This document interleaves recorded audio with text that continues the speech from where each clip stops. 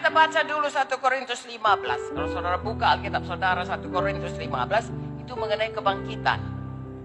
Ayat 17. Jika Kristus tidak dibangkitkan, maka sia-sialah kepercayaan kamu dan kamu masih hidup dalam dosamu. Wow.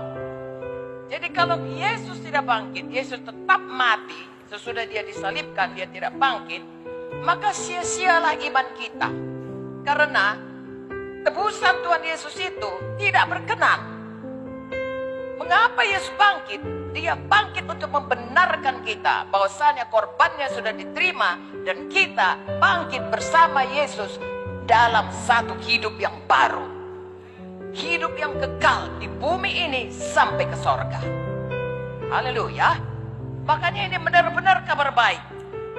Kalau Yesus tidak dibangkitkan, sia-sialah kepercayaan kita. Dan kita masih tetap dalam dosa kita. Tidak ada tebusan. Iman kita, hari ini kita semua beriman. Siapa di sini beriman? Bahwasanya oleh bilur-bilur Yesus dia sembuh. Bagus sekali. Tapi kalau Yesus tidak bangkit, tidak jadi itu. Yesus bangkit, tandanya dia juru selamat. Oleh darahnya dia menebus kita, oleh bilurnya dia menyembuhkan kita. Itu sebabnya sekarang ini iman kita, kepercayaan kita bahwa oleh bilur-bilur Yesus kita sudah sembuh, itu karena Yesus sudah bangkit. Yesus hidup. Yesus mendengar doa kita. Yesus memberikan kuasanya bekerja. Haleluya. Biarlah kita mengerti kuasa kebangkitan Yesus, kuasa membangkitkan Yesus itu adalah kuasa Roh Kudus. Roh Kudus membangkitkan Yesus. Roh Kudus yang sama membangkitkan kita semua. Mulai dari selamat, lahir baru, bangkit daripada seluruh keadaan kita. Rohani, badani, materi. Itu Roh Kudus yang mengerjakannya. Itu sebabnya Yesus bangkit, maka kita bisa menerima semua janji-janjinya oleh iman kita kepadanya. Dan kalau dia tidak bangkit, sia-sia semuanya. Sebabnya hari ini saudaraku, seluruh orang percaya bersorak-sorai oleh Yesus yang bangkit. Tidak sia-sia iman kita, tidak sia-sia pelayanan kita, tidak sia-sia hidup kita. Amin saudaraku.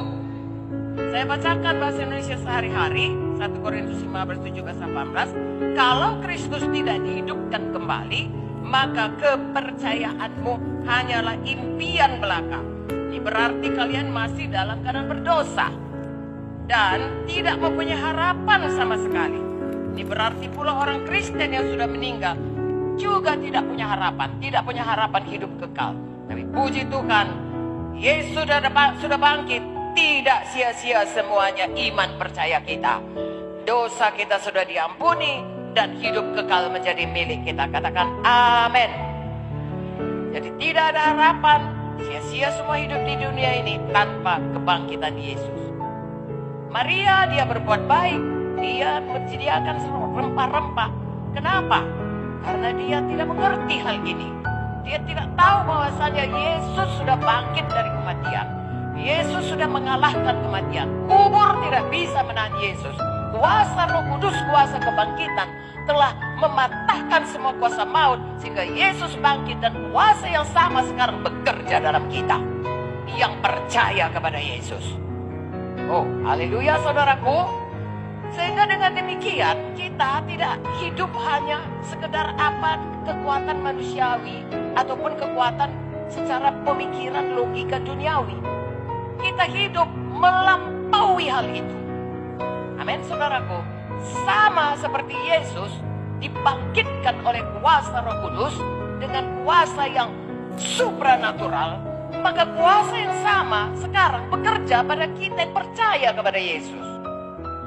Kenal Tuhan Yesus, Tuhan yang besar, Tuhan yang bangkit dari kematian, Tuhan yang menyediakan semua kuasanya bagi kita yang percaya padanya, dan Tuhan yang menjawab doa kita, yang mengasihi kita sampai pada kesudahannya.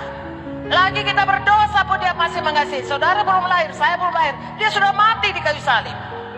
Apalagi sekarang sesudah kita lahir dan kita katakan Yesus Engkau Tuhan, pastilah kita akan dinyatakannya kuasanya dalam hidup kita.